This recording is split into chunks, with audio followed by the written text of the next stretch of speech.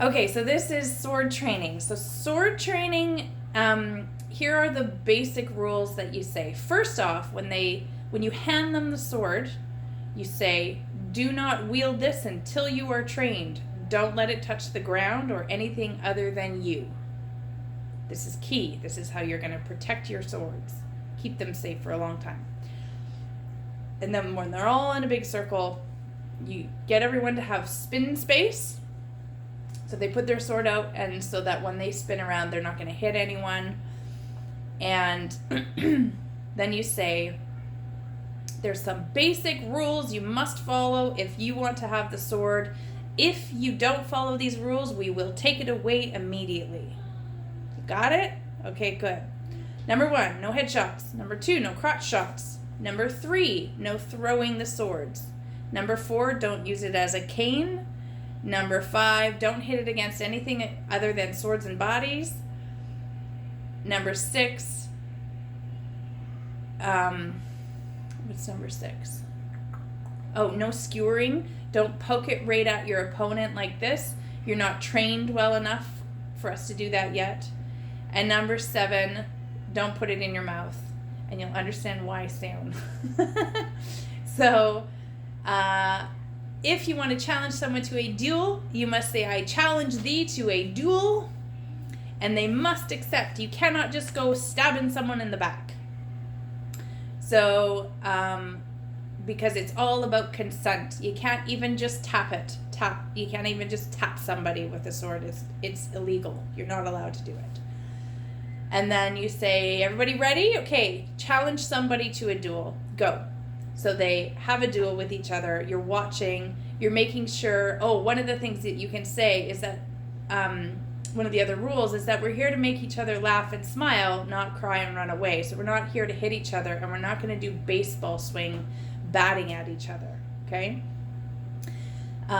If you see that happening, you will take the sword away, because it's only meant to tap it on you. So you can even show it on yourself if what it feels like. Everybody tap yourself with the sword.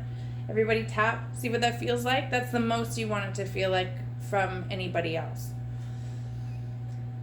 And then, so they go against each other, and that could last like 10, 15 minutes, 20 minutes, whatever feels good. It could last the whole time. It's totally up to you.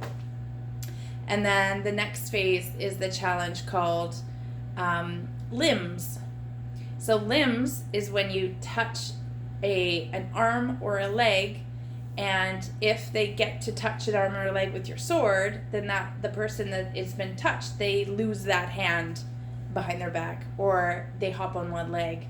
So if kids don't want to go down on their knees, if they've cut both of their legs off, then they can just stand in one spot, and they can't hop. They just have to stay in one spot.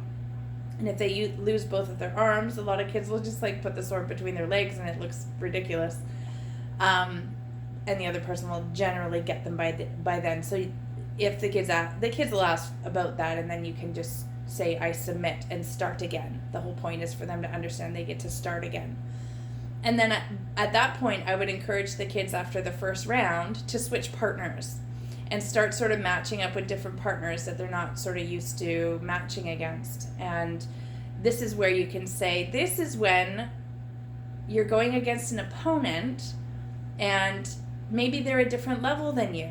And so you have to play to the more gentle level no matter what. So whoever is more gentle, both of you have to go at that level, okay?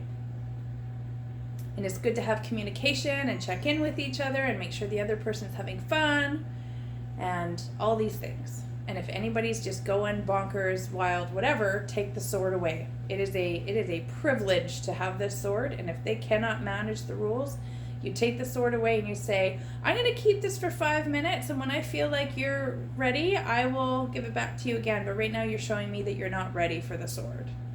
So it creates enough internal motivation for them to want to be ready.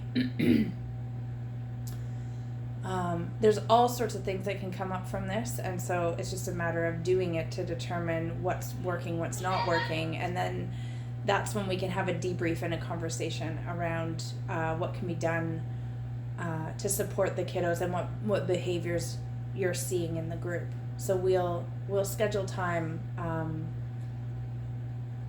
after the first week to talk about this around behaviors.